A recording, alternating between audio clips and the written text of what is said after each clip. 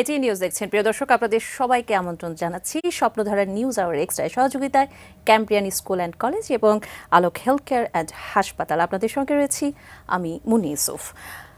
আপনারা জানেন যে ক্ষমতা গ্রহণের পর সংস্কারের উদ্যোগ নিয়ে কাজ করছে অন্তর্বর্তী সরকার এবং এর মাঝে কিন্তু নানা সংকটও দেখা যাচ্ছে এবং আছে নির্বাচন দেবার তাগিদ। সরকারের আসলে এই মুহূর্তে কিসে প্রাধান্য দিয়ে কাজ করা দরকার, সেই জন্যই কিন্তু আজকের আলোচনা আমরা করব এবং আমরা শিরোনাম রেখেছি কিসে প্রাধান্য দিচ্ছে সরকার। দুজন সম্মানিত অতিথি রয়েছেন, একটু পরিচয় করে দিই। রয়েছেন অধ্যাপক ডক্টর ASM আমানুল্লাহ ফেরদৌস, উপাচার্য, জাতীয় বিশ্ববিদ্যালয়, আপনাকে আমন্ত্রণ জানাচ্ছি। আরও রয়েছেন জনাব MA আজিজ, সিনিয়র সাংবাদিক, আপনাকে আমন্ত্রণ জানাচ্ছি। জি, থ্যাংক ইউ। জনাব MA আজিজ, সর্বশেষ যে শিরোনামটি আমরা শুনলাম, যেটি সাংবাদিকদের জন্য সবচেয়ে বিপজ্জনক 4 দেশের তালিকা রয়েছে বাংলাদেশ, এটি খুবই উদ্বেগজনক একটি খবর এবং চলতি বছর দেশে পেশাগত দায়িত্ব পালন করতে গিয়ে 5 জন সাংবাদিক নিহত হয়েছেন এবং এটি বলেছে আন্তর্জাতিক সংস্থা রিপোর্টার্স উইদাউট বর্ডার্সের সর্বশেষ যে প্রতিবেদন, এই তথ্য উঠে এসেছে। আপনি কি মনে করেন যে সাংবাদিকদের জন্য বাংলাদেশ কি এখন বিপজ্জনক? ধন্যবাদ আপনাকে। যেভাবে দাঁড় করা হয়েছে, আমার মনে হয় এই মুহূর্তে সাংবাদিকরা এতটা বিপজ্জনক আমার কাছে মনে হয় না, কারণ এটা সম্ভবত গত বছরের রিপোর্ট। গত বছরের রিপোর্ট হওয়ার কারণে যদিও এখন প্রকাশিত হয়েছে, 1 ডিসেম্বর পর্যন্ত হালনাগাদ করা হয়েছে এই প্রতিবেদনটি, 1 ডিসেম্বর পর্যন্ত। তার মানে হচ্ছে যে গত বছর তো গত বছর তো বিপজ্জনক ছিলই। আপনার ছাত্র যে আন্দোলন করে, সব রাজনৈতিক দল আন্দোলন করে, পুরা বছর কেন 15 বছর ধরে বিপজ্জনক ছিল। তো এখন যেটা বলা হয়েছে যে হ্যাঁ, বরাবরই রিপোর্টার্স উইদাউট বর্ডার প্রত্যেক বছর এই প্রতিবেদন দেয় ওয়ার্ল্ড ওয়াইড সার্ভে করে, তাতে করে বাংলাদেশ কখনো কিন্তু 10-এর ভিতরে আসতে পারে নাই, এবারে 4-এর ভিতরে আর বেড়ে গেছে। কারণ গত বছরে আপনার ছাত্র আন্দোলন যেটা হয়ে গেল, বা ছাত্রদের সাথে সকল পলিটিক্স জনগণ ইনভলভ ছিল, যে প্রায় ওখানেই তো আপনার 2000 ছাত্র জনতা নিহত হয়েছে এবং সাংবাদিক ওই সময়ই 4 জন নিহত হয়েছে, গুলি খেয়েছে অনেক, আহত হয়েছে অনেক। আমার তো মনে হয় 5 জন যে বলা হয়েছে এটা কমই বলা হয়েছে। তো সুতরাং আমি কিন্তু এই মুহূর্তে সাংবাদিক হিসেবে বলি যে কোনো ইন্টারফারেন্স এখন নাই। এখন যদি হয় এটা সেলফ সেন্সরশিপ হলো ছাত্রদের, সাংবাদিকদের মনোজগতের একটা বড় পরিবর্তন ঘটে গেছে। সাংবাদিকদের 15 বছরে নিয়ন্ত্রিত হতে হতে আপনার এখন সেলফ সেন্সরশিপ চলছে। পত্রিকাগুলো এবং টেলিভিশনগুলোর যদি নিউজ আপনি দেখেন, দেখবেন যে এই সরকার অসন্তুষ্ট হতে পারে এমন কোনো নিউজ খুব একটা দেওয়া হচ্ছে না। অর্থাৎ এটা সাংবাদিকরা নিজেরা করে, কিন্তু সাংবাদিকদেরকে কোনোভাবেই কোনো একটা টেলিফোন আপনিও পান না, কেউই পায় না, এই নিউজ দিও না, এই নিউজ দাও, এই টকশোতে এই কথা বলো না, এই কথা বলো, কোনো ইন্টারফারেন্স নাই। এখন যেটা চলছে এটা হলো 15 বছরের যে চলন্ত ট্রেন, সেই ট্রেন এখনও চলছে। সাংবাদিকরা কিছু আছে ট্রমাটাইজ হয়ে আছে, কিছুটা তো আছেই যে কোন কথা বললে কোন বিপদে পড়বো, এরকমও আছে। তো সুতরাং আমি বলবো যে সাংবাদিকরা এখন, আমার কাছে মনে হয়েছে যে দেশ স্বাধীন হওয়ার পর থেকে এখন সবচাইতে মুক্ত অবস্থায় আছে। আচ্ছা, জনাব আমানুল্লাহ ফেরদৌস, আপনার কাছে যদি আসে, আপনি শিক্ষা নিয়ে কাজ করেন, শিক্ষার প্রশ্নে অবশ্যই আসবো, কিন্তু তার আগে আপনি জনাব MA আজিজের সাথে একমত হচ্ছেন কিনা, বা এখন এই বিষয়টিকে ছোট্ট করে যদি একটু আপনার পর্যালোচনা শুনতে চাব। না, আপনার আজিজ ভাই যেটা বললেন সেটা ঠিকই বলেছেন, এবং আপনি দেখবেন যে গত 15-16 বছরে আমাদের এখানে যে ভয়ের সংস্কৃতিটা ছিল, সামাজিক যোগাযোগ মাধ্যম বলেন, ইলেকট্রনিক মিডিয়া বলেন, প্রিন্ট মিডিয়া বলেন, অথবা ইভেন ইন্টারপার্সোনাল কমিউনিকেশনেও যে ভয়ের সংস্কৃতিটা ছিল, সেটা কিন্তু এখন নাই। এবং আমরা চাই না সেটা আবার ফিরে আসুক। একটা স্বাধীন সার্বভৌম রাষ্ট্রে সাংবাদিকরা সত্যিকার অর্থে যে সাংবাদিকতা, সেই সাংবাদিকতা করবেন। অপসাংবাদিকতা নাই যে আমি সেটা বলবো না, বা প্রেশার গ্রুপ যে সেখানে নাই সেটা আমরা বলবো না, সেটা হয়তো আছে, কিন্তু ওভারঅল সাংবাদিকরা যে স্বাধীনতা এখন এই মুহূর্তে ভোগ করছে, সেটা তারা বহুদিন পরে সেটা ভোগ করে আসছে। এবং আমার কাছে যেটা মনে হচ্ছে যে সাংবাদিকরা হাত খুলে লিখতে পারছে, বলতে পারছে। আর সেন্সরশিপের কথা যেটা আজিজ ভাই যেটা বললেন, সেটা তো সবসময়ই থাকে। আপনার ক্ষমতা এমন একটা জিনিস, এমন একটা বিষয় যে আপনি মিশেল ফুকোতে যদি ঢুকেন, মানুষের একটা চেষ্টাই থাকে ক্ষমতাকে পূজা করার। তো সেটা তো কিছুটা থাকবেই, স্বাভাবিকভাবেই থাকবে। সেন্সরশিপের বিষয়টা একটু হয়তো নিজেরা সেলফ সেন্সর, যে ছাত্রদের বিপক্ষে যাতে কোনো কিছু না যায়, অথবা যে সরকার এখন আছেন সেই সরকারের যে সংস্কার কাজ যেটা হাত দিয়েছেন, অথবা যে ধরনের টার্গেট নিয়ে ওনারা সামনে এগিয়ে যাচ্ছেন, সেগুলোতে যাতে কোনো ধরনের বাধাগ্রস্ত না হয়, সেটা এই দেশের ভিতরে, প্রধানত দেশের ভিতরে যে সমস্ত ইলেকট্রনিক এবং প্রিন্ট মিডিয়া যারা আছেন, মেইন স্ট্রিম যারা মিডিয়া আছেন, তারা একটু সতর্ক, কিন্তু কোনো প্রেশার নাই বলেই আমি মনে করি আর কি। জি, জনাব আমানুল্লাহ ফেরদৌস, এই যে আপনি সংস্কারের কথা বলছেন, এই অন্তর্বর্তী সরকার কিন্তু সংস্কারের উদ্যোগ নিয়ে কিন্তু ক্ষমতায় এসেছে এবং তাদেরকে সংস্কারের উদ্যোগে তারা বেশ কিছু পদক্ষেপও নিয়েছে। আপনার কাছে জানতে চাবো যে দেশের এই মুহূর্তে শিক্ষার পরিবেশটা কেমন রয়েছে? আপনার দেশে তারা যখন, আপনাকে মনে রাখতে হবে যে একটা ঐতিহাসিক ঘটনা ঘটেছে বাংলাদেশে। 5 তারিখে সাবেক প্রধানমন্ত্রী যখন চলে যান, পালিয়ে যান, তখন কিন্তু দেশের ল অ্যান্ড অর্ডার সিচুয়েশন যেটা ছিল, সেটা কিন্তু আমাদের স্বাস্থ্য খাতে, শিক্ষা খাতে, সব জায়গাতে কিন্তু পড়েছে। আমি যখন জাতীয় বিশ্ববিদ্যালয়ের দায়িত্ব নেওয়ার পরে গিয়ে দেখলাম যে আমার রুমে একটা কাগজও নাই, একটা কোনো ধরনের কোনো ফাইল নাই, কিচ্ছু নাই, একদম I have started from zero. এবং আমার যে ডিরেক্টর সাহেবরা, যারা আরও 20-22 জন ডিরেক্টর সাহেব আছেন, তাদের রুমেও কোনো ধরনের কোনো, কেউ যে দায়িত্ব বুঝিয়ে দিয়ে যাবে, অথবা কেউ যে একটা বলবে যে এখান থেকে শুরু করেন, তো ওইটা একদম খুবই সাংঘাতিক অবস্থা ছিল। সেরকম একটা জায়গা থেকে বের হয়ে এসে আপনার এই সরকার এই গত কয়েক মাসের ভিতরে শিক্ষা প্রতিষ্ঠানগুলোকে একটা কাঠামোর ভিতরে নিয়ে আসতে সক্ষম হয়েছে। যেমন একটা উদাহরণ হিসেবে বলি, আমাদের জাতীয় বিশ্ববিদ্যালয়, আপনারা জানেন, অনেকেই জানেন যে বিশ্বের অন্যতম বৃহত্তম একটি শিক্ষা প্রতিষ্ঠান, পাবলিক বিশ্ববিদ্যালয়। এবং আমরা সরকারের কাছ থেকে কোনো টাকা নেই না, আমরা গ্রান্টস কমিশনের কাছ থেকে টাকা নেই না, আমরা সেলফ ফান্ডেড, আমরা টাকা ইনকাম করি এবং খরচ করি, এবং সরকারকে বছরে কয়েকশো কোটি টাকা ট্যাক্স এবং ভ্যাট আমরা দেই। সেখানে আমাদের আন্ডারে প্রায় দেশের 2500-এর মতো শিক্ষা প্রতিষ্ঠান। এই শিক্ষা প্রতিষ্ঠানগুলোতে গভর্নিং বডি আমরা পরিবর্তন করেছি বিভিন্ন কারণে। এটা সরকারের মাউসির নির্দেশনা ছিল, সরকারের মন্ত্রণালয়ের নির্দেশনা ছিল, গভর্নিং বডি। সেই গভর্নিং বডি পরিবর্তন করতে গিয়ে আমাদের কিছুটা কষ্ট হয়েছে, কিন্তু আমরা প্রায় 90% কলেজে সারা দেশে গভর্নিং বডিটাকে নিয়ন্ত্রণে আনতে পেরেছি। এখন এই গভর্নিং বডি রাখা দরকার কি দরকার না, গভর্নিং বডি সদস্যদের কোন ধরনের যোগ্যতা হতে হবে, সেগুলা 1992 সালের পরে বিশ্ববিদ্যালয়টি প্রতিষ্ঠিত হওয়ার পরে আমার কাছে যে জিনিসটা মনে হয়েছে যে এই বিশ্ববিদ্যালয়টি কোনো সংস্কার সেরকম হয় নাই, রুটিন দায়িত্ব পালন করা হয়েছে। আমরা সেই জায়গাটাতে একটু হাত দিয়েছি, এবং সেই জায়গাটাতে হাত দিতে গিয়ে আমরা যেটা দেখতে পেয়েছি যে আমাদের শিক্ষার মান, একটু আগে আলোচনা করছিলাম, শিক্ষার মান, কোয়ালিটি এডুকেশনের ঘাটতি আছে। সেই কোয়ালিটি এডুকেশনের ঘাটতিগুলা কীভাবে দূর করা যায়, সেটা আমরা একটা উদ্যোগ গ্রহণ করেছি।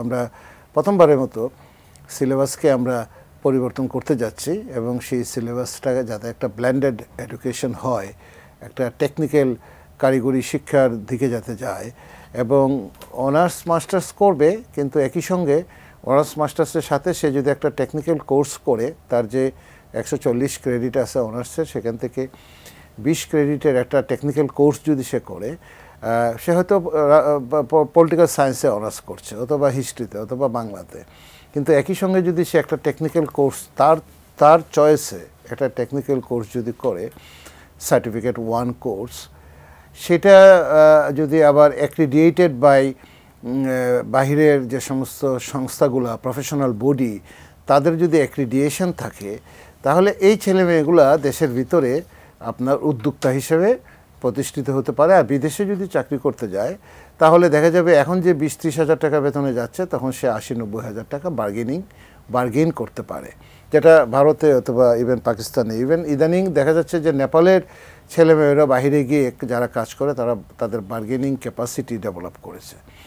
সেটা যদি করা যায়, মনে রাখতে হবে যে আমরা প্রতি বছর প্রায় ৫-৭ লক্ষ গ্র্যাজুয়েট প্রডিউস করি। অন্যান্য পাবলিক বিশ্ববিদ্যালয় সব মিলিয়ে 30%, আমরা এককভাবে 70% আমরা প্রডিউস করি গ্র্যাজুয়েটস যারা। তাদের যদি এই টেকনিক্যাল এডুকেশনটার দিকে ধাবিত করা যায়, আমাদের রিসোর্স আছে, আমাদের ম্যান পাওয়ার আছে, যেটা নাই সেটা হলো আমাদের মনিটরিং নাই, যেটা নাই সেটা হলো আমাদের ইনিশিয়েটিভ নাই, যেটা নাই সেটা হলো আমাদের মিশন এবং ভিশনটা নাই, আমরা কি করতে চাই ছেলেমেয়েদেরকে নিয়ে, অথবা যেটা নাই সেটা হলো আমাদের ইন্ডাস্ট্রি একাডেমিয়া লিঙ্কেজটা নাই। সেই জায়গাটাতে যদি আমরা কাজ করতে পারি, তাহলে আমরা এখন প্রায়ই বলছি যে আমাদের দেশে যে $50 বিলিয়ন যে ফরেন রেমিটেন্সটা আসে, 25 বিলিয়ন ব্যাংকে আসে, আরও 20-25 বিলিয়ন আপনার হুন্ডিতে আসে, সেটা হয়তো আগামী 10 বছরে আমরা এটা 100 বিলিয়নে নিয়ে যেতে পারি। এই জন্য আমরা প্রায়ই বলছি যে বাংলাদেশে শিক্ষার যদি কোনো সংস্কার করতে হয়, দুটো জায়গাতে হাত দিতে হবে, একটা প্রাথমিক শিক্ষা আর একটা হলো আপনার জাতীয় বিশ্ববিদ্যালয়। সো জাতীয় বিশ্ববিদ্যালয়ের এই সংস্কার কাজে অনেক চ্যালেঞ্জ আছে, আমরা অনেক হুমকি ধামকির উপরে আছি, ঘেরাওর উপরে। এই চ্যালেঞ্জটা নিয়ে আরো বিস্তারিত আলোচনা করব। আমি একটু যদি জনাব এম এ আজিজের কাছে আসি, যে এই যে শিক্ষা খাতের সংস্কারের কথা বলা হচ্ছে, অনেক ক্ষেত্রেই তো সংস্কারের উদ্যোগ নেওয়া হয়েছে, শিক্ষা খাতের সংস্কারটা কি একটু স্লো গতিতে চলছে কিনা, বা প্রাণচাঞ্চল্যটা আসলে সেভাবে আমরা দেখতে পাচ্ছি না, অস্থিরতা অনেক জায়গায় কাজ করছে, আপনি কি মনে করেন? দেখেন, মোটামুটি অন্তর্বর্তীকালীন সরকার 10টা সংস্কার কমিশন করেছে, এর বাইরে আছে একটা গুম কমিশন 11টা, এর ভিতরে শিক্ষা নাই। কিন্তু আমার কাছে মনে হয়, আমি লিখেছি, দৈনিক যুগান্তরে ছাপা হয়েছে বড় করে, যে আগামী 10 থেকে 11 বছর পরে আমাদের এই শিক্ষাটা একদম অবসোলেট হয়ে যাবে পৃথিবীর কাছে। পৃথিবীতে কোনো জায়গায় আমাদের ছেলেরা কোনো কাজ পাবে না। এখন ফেরদৌস ভাই যে কথাগুলি বললেন, এটা ঠিক আছে। আমি তো বিদেশে গিয়ে দেখছি, ধরেন ব্যাংককে একটা হসপিটালে আমি চিকিৎসা নিতে গেছি, সেখানে একটি রোবট ছেড়ে দিয়েছে, সে সারাটা হসপিটাল ঝাড়ু দিচ্ছে। ওখানে অন্তত 20 থেকে 30টা লোকের দরকার ছিল। অর্থাৎ এটা চতুর্থ শিল্প বিপ্লব হচ্ছে অটোমেশনের যুগ। অটোমেশনে আমাদের এখানেও গার্মেন্টসে দুইটা রোবটে চলে, অর্থাৎ মানুষকে রিপ্লেস করতেছে রোবট। এই রোবটের পিছনের লোক দরকার, অর্থাৎ অত্যাধুনিক বিজ্ঞান মনস্ক জনশক্তি দরকার। আমি মক্কায় গেছি ওমরাও করতে, সেখানে দেখেছি, আমার অনুশোচনা হয়েছে, আমাদের বাংলাদেশের ছেলেরা ওই যে বেলচা আছে না, বেলচা জাতীয় লাঠি নিয়ে দাঁড়ায় আছে, নামাজ শেষ হলে, নামাজ শুরু হওয়ার আগে দাঁড়ায় থাকে, তখন হাতের ভিতরে ওই দিয়ে যায়, কারেন্সি দিয়ে যায়। আর দেখলাম শ্রীলঙ্কা, নেপাল, এই সেই চীন, এরা অটো মেশিনে এটা সব পরিষ্কার করতেছে। আমার কাছে দুঃখ হয়েছে এই জন্যই যে সরকার বোধহয় কত অনুনয় বিনিময় করে এই কিংকে দিয়ে এই লোকগুলো পাঠাইছে। এই লোকগুলোর কোনো প্রয়োজন নাই, কোনো প্রয়োজন নাই। তো প্রত্যেকটা দেশ এখন এই যে বিজ্ঞানের যুগে প্রত্যেকটা দেশ অর্থনৈতিকভাবে কম্পিটিটিভ সিচুয়েশনে আছে, সুতরাং তারা অকারণে তো কাউকে পয়সা দেবে না। সুতরাং এই যে শিক্ষা ব্যবস্থা, আমি যেটা লিখেছিলাম, ধরেন আমাদের দেশে 56টা পাবলিক বিশ্ববিদ্যালয় আছে কম বেশি, হ্যাঁ, আপনার 101টার মতো পাবলিক বিশ্ববিদ্যালয়, প্রাইভেট বিশ্ববিদ্যালয় আছে, আর আলিয়া মাদ্রাসা আছে এরকমই 100-র কিছু উপরে, আর কওমি মাদ্রাসা 60,000। আপনি বলেন তো এই শিক্ষা দিয়ে কী করবেন? আবার তাকে আবার ওই আগের সরকার কওমি মাদ্রাসারও সার্টিফিকেট আপনার মাস্টার্স পর্যন্ত অনুমোদন দিয়ে গেছে। এই শিক্ষা আমি বলেছি এটা সনদ, এটা জাস্ট একটা সনদ, ডিগ্রির সনদ। এই সনদে কোনো কাজ নেই। আপনি দেখেন এই কয়েকদিন আগে ছাপা হয়েছে পত্রিকায়, জাতীয় বিশ্ববিদ্যালয়ে 28% ছাত্র কোনো কাজই পায় না, কোনো কাজই পায় না, আর বাকিরাও পাইলে খুব অল্প পয়সায়। কারণ শিক্ষা, জাতীয় বিশ্ববিদ্যালয় এত বড় বিশ্ববিদ্যালয়, সারা দেশের সকল কলেজ টলেজ এই বিশ্ববিদ্যালয়ের অধীনে, এবং এই বিশ্ববিদ্যালয়ের যে স্ট্রাকচার অবস্থা, এই বিশ্ববিদ্যালয়ের পক্ষে এত বড় ভাস্ট এরিয়া মনিটর করাও সম্ভব না। একজন শিক্ষক 40 মিনিটের একটা ক্লাস দিয়ে খালাস, হ্যাঁ, বলেন, সে তো ওই লোকাল এরিয়ার কলেজ, এরপরে দেখেন পলিটিক্স করতেছে, এই করতেছে, হাল চাষ করতেছে, লটারিং করতেছে, ইত্যাদি ইত্যাদি। কীভাবে? আমরা তো ইউনিভার্সিটিতে পড়ছি, একটা শিক্ষক তো 3-4টে করে ক্লাস, উনি তো ইউনিভার্সিটির টিচার, ঢাকা ইউনিভার্সিটি। উনি কয়টা ক্লাস নিয়েছে? উনি কি 40 মিনিটে একটা ক্লাস নিয়েছে? প্রশ্নই আসে না। এটা জাতীয় বিশ্ববিদ্যালয় থেকেই এটা দেওয়া হয়েছে, তাদের অপরাধ না। সুতরাং আমি এইটাই বলছি যে বিজ্ঞানের উপযোগী আগামী 10 থেকে 12 বছরের পরে এই যে আমাদের 1.5 কোটি প্রবাসী যে আপনার রিমিটেন্স পাঠাচ্ছে, এটাকে ধরে রাখতে হলে মানুষের সংখ্যা আরও বাড়বে। সুতরাং আমাদেরকে অবশ্যই প্রত্যেকটা ইউনিভার্সিটিতে আমার কথা হচ্ছে সবগুলোকে বিজ্ঞান মনস্ক, হ্যাঁ, সমাজের সব শিক্ষাই দরকার আছে, বাংলা, ইতিহাস, আরবি সব দরকার আছে। প্রয়োজন যেখানে যা আছে অনুপাত হারে সেইভাবে শিক্ষা দেওয়া, সেই পক্ষে দেওয়া। দ্বিতীয় আমার সবচাইতে আমার কাছে যেটা প্রশ্ন, সেটা হচ্ছে যে একটা লেভেল পর্যন্ত শিক্ষা একমুখী থাকা দরকার। আজকে ইংরেজি, বাংলা, আরবি মিলা প্রায় 11 থেকে 12 প্রকার শিক্ষা একদম শেষ পর্যন্ত মাস্টার পর্যন্ত দেওয়া হয়। এই যে মানুষের মনোজগতে 12 প্রকার মানুষ তৈরি করা হয়, 12 চিন্তার মানুষ তৈরি করা হয়, যার ফলে আমরা কোনো জাতীয় ইস্যুতে একমত হতে পারি না। সুতরাং শিক্ষা ইন্টারমিডিয়েট বা এসএসসি পর্যন্ত সব সাবজেক্ট পড়বে এরকম একটা কমপ্লেক্স সিলেবাস থাকা দরকার, যাতে আমরা অন্তত পক্ষে জাতীয় ইস্যুতে আমরা ঐক্যবদ্ধ হতে পারি। আমরাই অভাগা জাতি যারা কোনো ন্যাশনাল ইস্যুতে ঐক্যমত হতে পারি না বিকজ অফ শিক্ষা। জি, জনাব আমানুল্লাহ ফেরদৌস, আপনি জনাব এমিরাজ যেমনটি বলছিলেন যে একটা লেভেল পর্যন্ত একমুখী শিক্ষা ব্যবস্থা, এটিকে আপনি কিভাবে পর্যবেক্ষণ করবেন? না, আমাদের এখানে অনেকগুলো শিক্ষা কমিশন হয়েছে, আপনি জানেন। কুদরতে কুদরা শিক্ষা কমিশন নিয়ে কত কাটাছেঁড়া করা হলো। ভালো ছিল সেটাই। আপনি খুব ভালো করে খেয়াল করে দেখেন, পরবর্তীতে প্রতিটা সরকার ক্ষমতায় এসেছে তার ইচ্ছা মতো করে শিক্ষা কমিশনকে চেঞ্জ করার চেষ্টা করেছে। সবগুলো আপনার এক ধরনের এক্সপেরিমেন্টের মধ্যে দিয়ে গিয়েছে। কিন্তু আমরা এত এক্সপেরিমেন্ট করার দরকার ছিল না। আজিজ ভাই যে কথাটা বললেন, ক্ষুদ্রতে ক্ষুদ্র শিক্ষা কমিশনে কিন্তু একমুখী শিক্ষার কথা বলা ছিল, এবং সেখানে ধর্মীয় শিক্ষাকে যে ইগনোর করা হয়েছিল তা না। ধর্মীয় শিক্ষাও থাকবে, কিন্তু সেখানেও মডার্নাইজেশনটা থাকবে, মডার্ন থাকবে। এখন আমাদের এখানে ধরেন 2 ধরনের শিক্ষা প্রতিষ্ঠান আমাদের আন্ডারেই, ধরেন জাতীয় বিশ্ববিদ্যালয়ের আন্ডারে বা আমাদের আন্ডারেই 2 ধরনের শিক্ষা প্রতিষ্ঠান। একটা হলো ভালো শিক্ষা প্রতিষ্ঠান, আর একটা হলো আপনার ধরেন মাঝারি মানের অথবা খারাপ টাইপের শিক্ষা প্রতিষ্ঠান। ভালো শিক্ষা প্রতিষ্ঠানের ভিতরে ধরেন আমি আজকে রাজশাহী গিয়েছিলাম, এই কিছুক্ষণ আগে রাজশাহী থেকে এসেছি। রাজশাহী কলেজে একটা সেমিনার ছিল। রাজশাহী কলেজটা প্রতিষ্ঠিত হয়েছিল 1875 সালে, আমি যদি ভুল না করে থাকি। এবং এই অত্র অঞ্চলে উচ্চশিক্ষা প্রতিষ্ঠান বলতে তখনকার সময়ে রাজশাহী কলেজকেই বলা হতো। এবং আপনি রাজশাহী কলেজে আপনি যে তার যে পড়াশোনার মান অথবা যে তার পড়াশোনার যে স্টাইল, সেখানে রাজশাহী বিভাগের প্রায় 8টি কলেজ থেকে প্রিন্সিপাল সাহেবরা আসছিলেন। পাবনা এডওয়ার্ড কলেজ থেকে আসছিলেন, বগুড়া আজিজুল হক কলেজ থেকে আসছিলেন, নামি দামি কলেজগুলো থেকে সেগুলো আসছিলেন।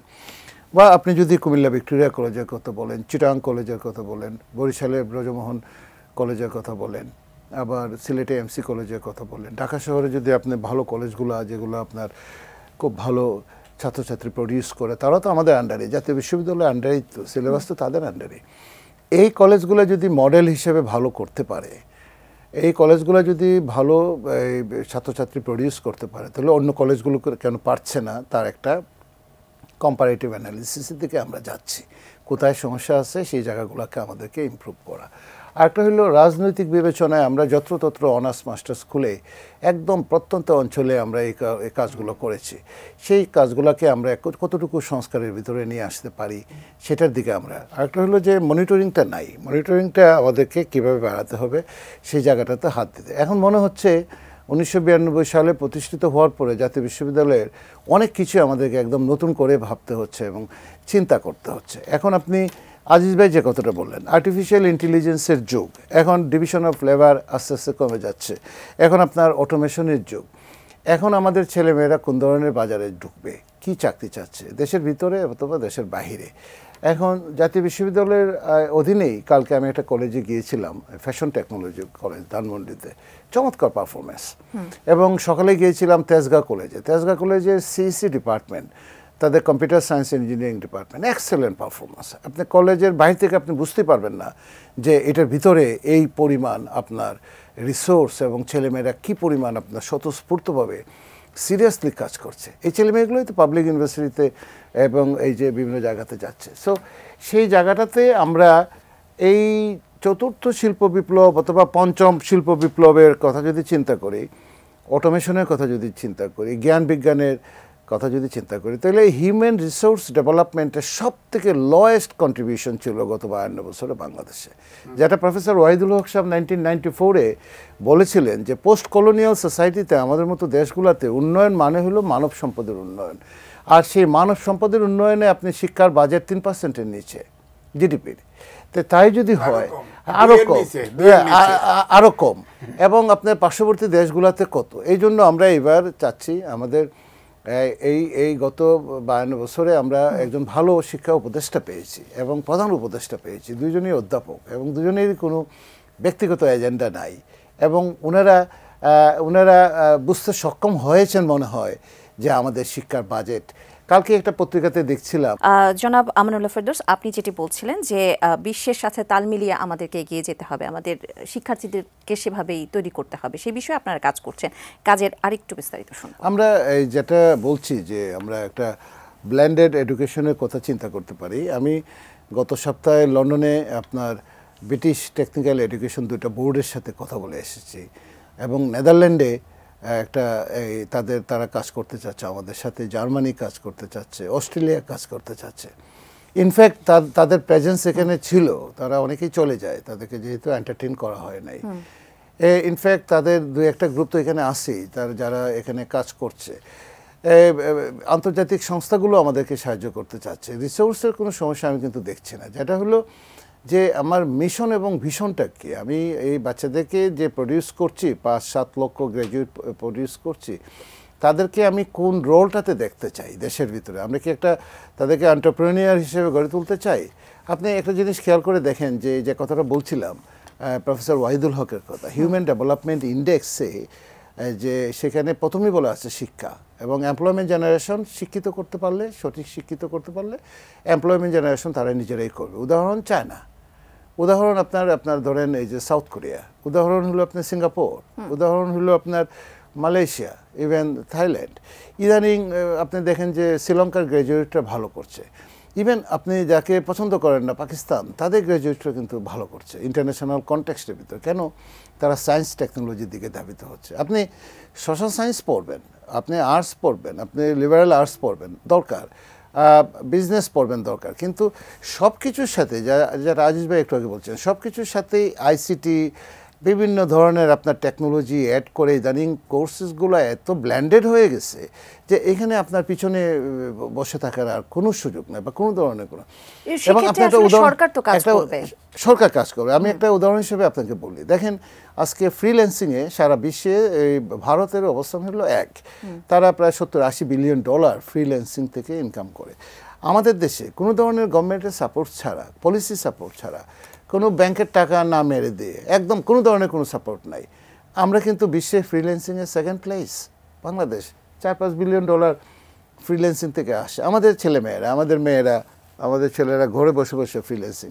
তা আমরা যদি আগামী 5-7 বছরের ভিতরে আমরা যদি 5 লক্ষ ফ্রিল্যান্সার তৈরি করতে পারি, আমাদের মেয়েরা যদি ফ্রিল্যান্সিংয়ে, হ্যাঁ তার একটা ডিগ্রি দরকার, আমাদের পোস্ট কলোনিয়াল সোসাইটিতে একটা অনার্স মাস্টার্স গ্র্যাজুয়েশন দরকার, এখান থেকে চট করে বের হয়ে আসা যাবে না। হ্যাঁ, বিপ্লব এক রাতে সেখানে করা যাবে না। কিন্তু সেই জায়গাটাতে যদি আমি একটা ব্লেন্ডেড এডুকেশনের কথা চিন্তা করি, যে আমি আমার সরকারি চাকরি কত আমরা সবাই জানি, সরকারি চাকরি ক্যাডার নন ক্যাডারে মিলিয়ে সব মিলিয়ে কত আছে, 8-10 হাজার। প্রাইভেট সেক্টরে কত? প্রাইভেট সেক্টরে 40-50 হাজার। আর বাকি তো সব আপনার এই আপনার এক ধরনের আপনার এটাকে বেকারই বলা যেতে পারে। এখন যে বেকারের যে সংজ্ঞায় যে কালকে যেটা আসছে যে 65 লক্ষ, 19 কোটি 20 কোটি দেশের লোকে 65 লক্ষ লোক বেকার বাংলাদেশে, আমি সেই স্ট্যাটিস্টিক্স, আমি সেই স্টাডিটা ফাইন্ডিংসটা আমি সাপোর্ট করি না। পরিমাণ হয়তো আরও অনেক বেশি। আপনি যদি রিয়েল সেন্সে বেকারের কথাটা চিন্তা করেন, মহিলাদেরকে যদি আপনি সেই বেকারের কায়দে, তাহলে এই জায়গাটাতে কেন এই ধরনের পরিবেশ তৈরি হলো? পরিবেশ তৈরি করার পিছনে প্রধান কারণ হলো আমাদের সিলেবাসটা অনেকটাই মান্দাতা আমলের।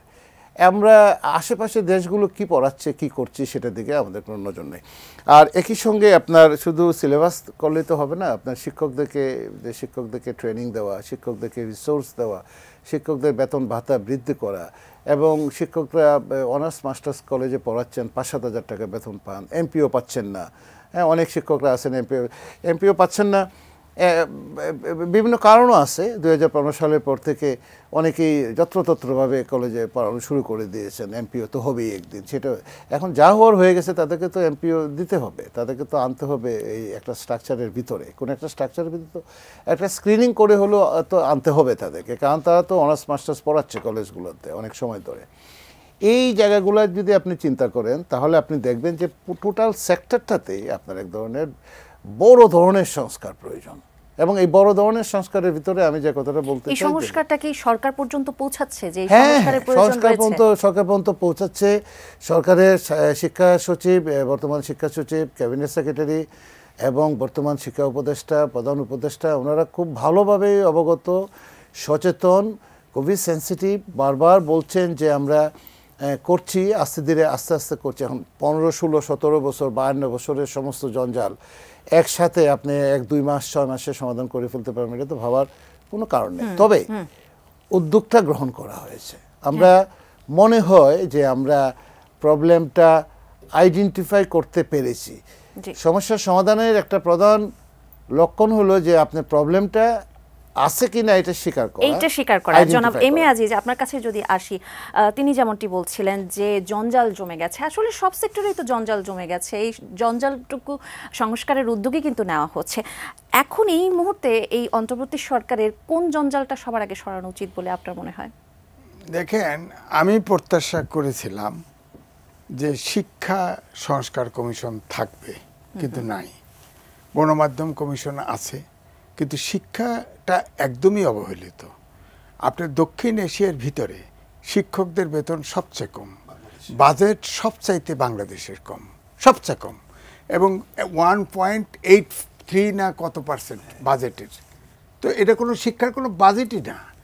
প্রাইভেট ওনার যে কলেজগুলো আছে, সেখানে 1 বছর ওই মাংনা খাটে যে সামনের বছর চাকরি হবে, হ্যাঁ, বেতন নাই, চাকরি খায়, তারপরেও আবার পয়সা খরচ করে চাকরি নেয়। চাকরি নেওয়ার পরে আবার 1 বছর আবার ওই কলেজ 2-4 পয়সা দেয়, ওইটা নিয়ে খাটার পরে যখন ওই আপনার ইয়েতে আসে, এমপিও ভুক্ত হয়, তখন সে কিছু পয়সা পায়, এর আগে তো পায় না। সুতরাং কলেজগুলো তো আরও বেশি অবহেলিত।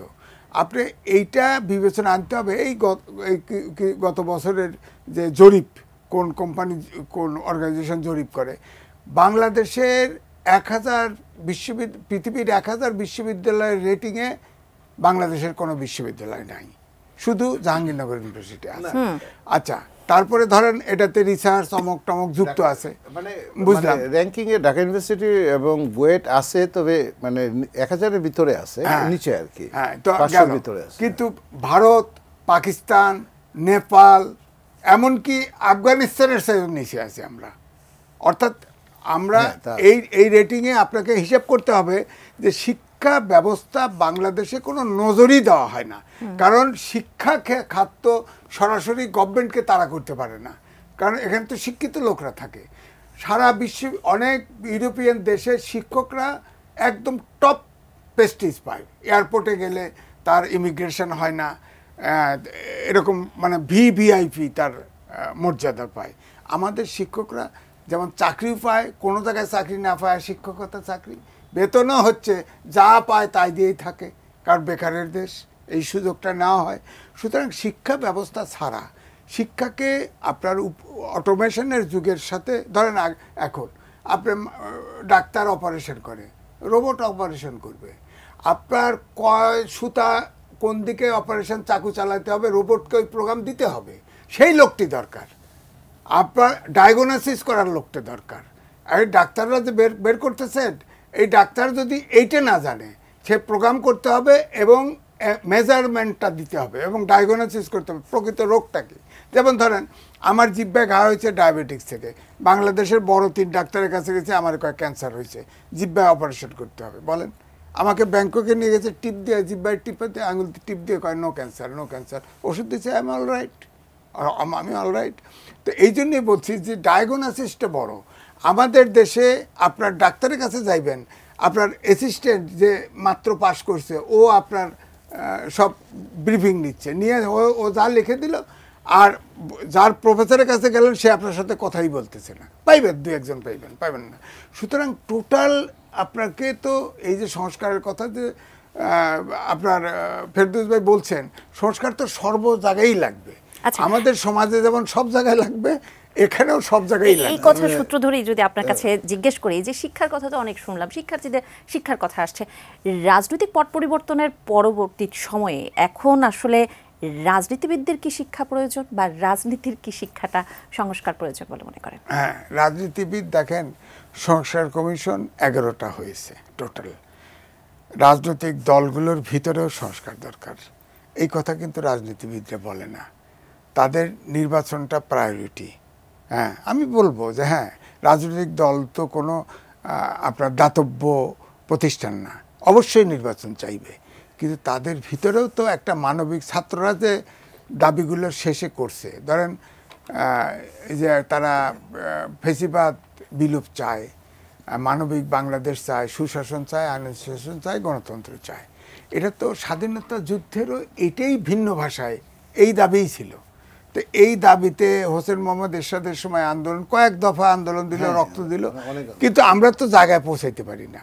এখন অনেক সূচকে আগাচ্ছি, ধরেন ফেরদৌসে অনেক মেধাবী লোক, তিনি কর্মঠ লোক, জাতীয় বিশ্ববিদ্যালয় বাংলাদেশের সবচাইতে বৃহৎ বিশ্ববিদ্যালয়, তাই না? সবচাইতে শিক্ষক ছাত্র বেশি। উনি যদি এটা যদি সময় থাকে, যদি উনি পান, ওনার মেধা কাজে লাগান, হয়তো আস্তে আস্তে আস্তে আস্তে এটাকে আপনাকে দাঁড় করতে পারবে শিক্ষকদেরকে। কিন্তু রাজনৈতিক দলগুলো দেখেন একজন কেন্দ্রিক, একজন নির্ভর। সুতরাং তার ইচ্ছাটা করতে হবে যে আমার দলের ভিতরে সংস্কার দরকার পড়বে। এই দলের ভিতরে তো সংস্কার হচ্ছে না। আপনি একটা মানবিক বাংলাদেশ, গণতান্ত্রিক বাংলাদেশ যদি করতে চান, আপনার রাজনৈতিক দলটা তো তাই সেই ফ্রেমের হইতে হবে, গণতান্ত্রিকভাবে তো সব কিছু হইতে হবে। সেটা তো হচ্ছে না। এখন দেখেন ওই বামপন্থী যারা আছে না, তারা তো সমাজতান্ত্রিক বিপ্লব করবে, সেখানে গণতন্ত্র থাকবে, তারাও কয় গণতন্ত্র চাই। হ্যাঁ, এখন জামাত ইসলাম তারাও কয় গণতন্ত্র চাই। এখন গণতন্ত্র একসময় ছিল 60s 70s, সবাই কত সমাজতন্ত্র চাই, ইসলামিক সমাজতন্ত্র চাই, সমাজতন্ত্র ছাড়া স্লোগান ছিল না। এখন হচ্ছে গণতন্ত্র চাই, কিন্তু নিজের পেটের ভিতরে গণতন্ত্র নেই। সুতরাং সংস্কারটা সব জায়গায় দরকার। আপনি দেখেন 53 বছরে আমাদের যে বনজগতের পরিবর্তন ঘটছে। আগে তো দুর্নীতিবাজকে ঘৃণা করতাম, ঘুষখোরকে ঘৃণা করতাম, হ্যাঁ, এখন কিন্তু আর ওই রকম মনে হয় না। কারণ এখন দেশ, যার টাকা আছে সে দেশ চালায়, এখন তার দিকে আরো ভয় পাই, ঘৃণা তো দূরের কথা, ভয় পাই। তো সুতরাং এটা পরিবর্তনটা বিজ্ঞানের অগ্রগতি থাকতে চলবে এবং সংস্কার সারা জীবন চলবে। পৃথিবী যতদিন থাকবে সংস্কার চলমানই থাকবে। সুতরাং আমার কথা হলো, অ্যাজ অফ টুডে আমাকে কোন সংস্কারটা জরুরি দরকার, সেই সংস্কারটাই করতে হবে। সুতরাং আমার মনে হয় যে অন্তর্বর্তীকালীন সরকার যেভাবে চালাচ্ছে, তাতে করে মানুষের যে এক্সপেকটেশন সেটা পূরণ হচ্ছে না। সুতরাং আমার মনে হয় যে নির্বাচন কেন্দ্রিক যে সংস্কারগুলি, সেগুলি করে আমার মনে হয় নির্বাচনের পথে হাঁটা উচিত। আচ্ছা, অধ্যাপক জনাব আমানুল্লাহ ফেরদৌস, আপনার কাছে যদি আসি, যে এই যে একটি ব্যাপার, একটি শিরোনাম একটি জাতীয় সংবাদপত্রে এসেছে যে 32-এ জাতীয় বিশ্ববিদ্যালয় অবহেলার জাতাকলে আর কতকাল, এটি নিয়ে যদি আপনি একটু বলেন। সংস্কারের তো নানা উদ্যোগের কথা আপনি বলছিলেন, আপনার বক্তব্য কী হবে? আমি তো আপনার ধরেন জাতীয় বিশ্ববিদ্যালয় নিয়ে তো কাজ করছি। জাতীয় বিশ্ববিদ্যালয় নিয়ে আমি তো বাসায় 12টা 1টার আগে বাসায় যেতে পারি না, কারণ এটা এমন একটা আটলান্টিক মহাসাগরের মতো ব্যাপার হয়ে দাঁড়িয়েছে। লক্ষ লক্ষ শিক্ষক কর্মচারী এবং আপনার প্রতিদিন পরীক্ষা হচ্ছে। আমার কয়েক লক্ষ, 5-6 লক্ষ ছেলেমেয়ের, এখন আমার স্নাতক পাস পরীক্ষা চলছে, যারা অটো পাস চেয়েছিল সেই পরীক্ষাটা চলছে। তা আমাকে তো এটা আপনার ধরেন এটা সকাল বিকাল একটা ম্যানেজমেন্টের ভিতরে থাকতেই হচ্ছে, সারাক্ষণ থাকতেই হচ্ছে। আমি সেই জায়গাটাতে আসি, আমরা চেষ্টা চালাচ্ছি। কিন্তু যেটা ভাই বললেন যে সংস্কার কিন্তু আসলে একটা চলমান প্রক্রিয়া, এবং এই সংস্কারের চলমান প্রক্রিয়াতে বাংলাদেশের সবগুলো সেক্টরেই সংস্কার লাগবে, এবং সেই সংস্কারের রূপরেখার যেটা, সেটা যদি এই সরকার দিয়ে যেতে পারেন সবগুলা দলের সাথে একটা সালিশ বৈঠকের মতো করে, তাহলে রাজনৈতিক শক্তিই কিন্তু দেশ চালায়। এটা কিন্তু আমাদের মনে রাখতে হবে। পলিটিক্যাল ফোর্সেস তারাই কিন্তু দেশ চালাবেন, তারাই কিন্তু দেশের সভরেনিটি, তারাই কিন্তু দেশের সমস্ত মূল সংস্কারটা তাদের হাতেই হবে। এবং এই সংস্কারটা আনতে গেলে কোন কোন ফ্রেমওয়ার্কের ভিত্তিতে আনতে হবে, মূল যে রাজনৈতিক দলগুলো তারা কিন্তু মোটামুটি একটা ঐক্যমতে এসে পৌঁছেছেন যে বামরা এক ধরনের সংস্কার, ডানরা, মধ্য ডানরা তারা এক ধরনের সংস্কার, এবং খুব একটা ডিফারেন্স, খুব একটা যে আপনার গ্যাপ আছে তাদের চাহিদার ভিতরে, দফাগুলোর ভিতরে, সেরকম কিছু না। এই সংস্কারগুলো যদি করতে হয়, একটা লিগ্যাল একটা ফ্রেমওয়ার্কের যদি আমরা একটা সাজেশনটা এখন দিয়ে রাখতে পারি, তাহলে একটা নির্বাচন হওয়ার পরে ওনারা যখন আসবেন তখন সেই জায়গাটাতে ওনারা মূল সংস্কার কাজগুলোতে হাত দিতে পারবেন। এটা একটা জিনিস। আরেকটা জিনিস যেটা আমি বলতে চাচ্ছি যে আমাদের এখানে মূল প্রবলেমটা হয়ে গেছে, বিভিন্ন জায়গাতে আজকে সংস্কারের কথা বলতে হচ্ছে, সেটা শিক্ষা প্রতিষ্ঠান হোক, সেটা স্বাস্থ্য হোক, সেটা যোগাযোগ হোক, সেটা সমাজের সব জায়গাতেই হোক, পলিটিসাইজেশন, এত বেশি পলিটিক্সগুলো ঢুকে গেছে। যেমন আমি কলেজগুলো নিয়ন্ত্রণ করতে গিয়ে দেখি যে এক একটা কলেজ মানে পলিটিক্সের একদম আখড়া, মানে স্থানীয় পলিটিক্স কলেজে ঢুকে মানে দলাদলি আপনার মানে সাংঘাতিক ধরনের অবস্থা। কে কার নিয়ন্ত্রণে থাকবে সেটা নিয়ে, এটা 53 বছর পরে মুক্তিযুদ্ধের মাধ্যমে অর্জিত একটা দেশ, বিজয়ের মাস, আপনার মুক্তিযুদ্ধের যে মূল মন্ত্র, 4 মূল মন্ত্র বা আমাদের যে চেতনা ছিল সেটার একদম বিপরীতে। এবং সেই পলিটিক্সটা সেই জায়গাটাতে ঢুকে যাওয়াতে, সেটা প্রশাসন বলেন, সেটা শিক্ষা বলেন, সব জায়গাতে কলেজগুলোতে বলেন, অ্যাকাউন্টেবিলিটি এবং গুড গভর্নেন্সের যে প্রশ্ন, সেই প্রশ্নটা হাওয়া হয়ে যায়। এখন অ্যাকাউন্টেবিলিটি এবং গুড গভর্নেন্স যদি আপনাকে আনতে হয়, তাহলে শুধুমাত্র আইন করে অ্যাকাউন্টেবিলিটি গুড গভর্নেন্স আপনি আনতে পারবেন না। শুধুমাত্র পলিসি সাপোর্ট দিয়ে অ্যাকাউন্টেবিলিটি গুড গভর্নেন্স, এটা আপনাকে পড়াশোনার ভিতরে, বাচ্চাকে প্রাইমারি লেভেলে যখন তার পড়াশোনা চলবে, তখন তার যে সোশ্যালাইজেশন প্রক্রিয়াটা হয়, কালচারালাইজেশন প্রক্রিয়া, তার সংস্কৃতায়ন যেটা হয়, সামাজিকীকরণ যেটা হয়, ওই সময়টার ভিতরে তাকে কিন্তু ধরে দিতে হবে। দিলে পরে সে যখন আপনার পলিটিক্সে আসবে, সে যখন আপনার বিশ্ববিদ্যালয়ে আসবে, সে যখন আসবে, তখন ছাত্র শিক্ষক সম্পর্ক, তখন এই যে দুর্নীতি, তখন সে অ্যাকাউন্টেবিলিটি, এই জায়গাগুলোতে সে আস্তে আস্তে উন্নত করবে। জি, জনাব এম এ আজিজ, একদম শেষ পর্যায়ে চলে এসেছি। অনেক কিছু তো আলোচনা করার থাকে, কিন্তু একটি আলোচনা না করলেই নয়, সেটি হলো যে বাংলাদেশ ভারতের যে সম্পর্ক ইদানিংকালে আমরা দেখছি যে কূটনৈতিক শিক্ষাটা আসলে কি। আজকে পররাষ্ট্র সচিব, ভারতের পররাষ্ট্র সচিব বিক্রম মিস্ত্রি বলেছেন যে বাংলাদেশের অন্তর্বর্তী সরকারকে নিয়ে ক্ষমতাচ্যুত প্রধানমন্ত্রী শেখ হাসিনার সমালোচনা ভারতের সায় নেই, এবং তারা বলেছে যে একটি রাজনৈতিক দল বা সরকারের উপর ভারত বাংলাদেশের সম্পর্ক নির্ভর করে না, বাংলাদেশের জনগণের উপর বা দুই দেশের জনগণের উপর নির্ভর করে। এটিকে কূটনৈতিক শিক্ষা আমরা কি পেলাম? দেখেন, উনি একজন সচিব, সুতরাং ওনার কথায় কিন্তু ভারতের ফরেন পলিসি পরিবর্তন হবে না। আচ্ছা, ইনফ্লুয়েন্স করতে পারে। তারা পার্লামেন্টারি পার্টির অপোজিশনের সেখানে ব্রিফ করে এই কথা বলেছেন, কিন্তু আমার ধারণা ডিপ্লোম্যাটরা যে কথা বলে, যা বিশ্বাস করে না তা বলে, যা বিশ্বাস করে তা বলে না। সুতরাং উনি হয়তো এটা জানান দিয়েছে সারা পৃথিবীতে, মিডিয়াতে, কিন্তু আমার অনুমান হচ্ছে যতদিন পর্যন্ত শেখ হাসিনা ভারতে থাকবে ততদিন পর্যন্ত বাংলাদেশের সাথে টানাপোড়েন থাকবে। সুতরাং এটাকে আমাদেরকে হ্যান্ডেল করতে হবে আমাদের ঐক্যর ভিত্তিতে। আপনাদের দুজনকে অসংখ্য ধন্যবাদ আমাদের অনুষ্ঠানে আসবার জন্য এবং কৃতজ্ঞতা প্রকাশ করছি। দর্শক, আজকের মতো এখানেই শেষ করছি। পরবর্তী আয়োজন দেখবার আমন্ত্রণ রইল। সে পর্যন্ত সঙ্গে থাকুন, দেখতে থাকুন ET নিউজ। ধন্যবাদ সবাইকে, শুভরাত্রি।